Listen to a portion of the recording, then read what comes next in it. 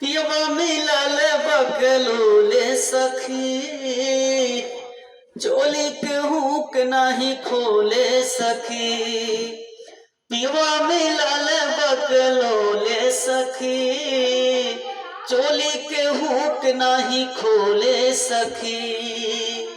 भैया पूरा गाना सुनने से पहले जरूरी कहा कि वीडियो लाइक सब्सक्राइब जरूर करें। अगर अच्छा लगी तो कमेंट कर जरूर बताएं। पियवा मिलल बकलोले सखी, चोली के हुक नहीं खोले सखी। रात में का देला जब वो अन्हार, टुहवेला जोबन कह दे दायनार। पियवा मिलल बकलोले सखी। ऐसन बौक सजनवा पे हम कैसे जिंदगी बिताए, सजिया पे ना नींद आवे रोक रात बिताए। ऐसन बौक सजनवा पे हम कैसे जिंदगी बिताए, सजिया पे ना नींद आवे रोक रात बिताए।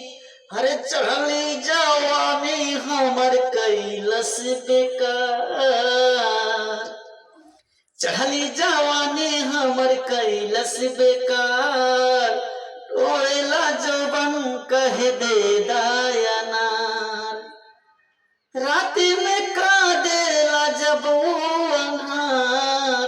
टोला जोबन कह दे दायनार। बूटी कमल सजनवा संगे होई नाही निबाह, कमलेश अरवा संगे सखी कालब हम बियाह। अरे बूटी कमल सजनवा संगे होई नाही निबाह, कमलेश अरवा संगे सखी कालब हम बियाह। दे देव तालाक सखी कैली विचार, दे देव तालाक सखी कैली विचार। टोला जोबन कह दे दायनार, रात में का देला, रात में का देला जब वो अन्हार। टोला जोबन कह दे दायनार। पियवा मिलल बकलोले सखी, चोली के हुक नहीं खोले सखी। वीडियो अच्छा लगी तो कमेंट जरूर करके बताओ, मित्र नहीं भी लगी तब बताओ।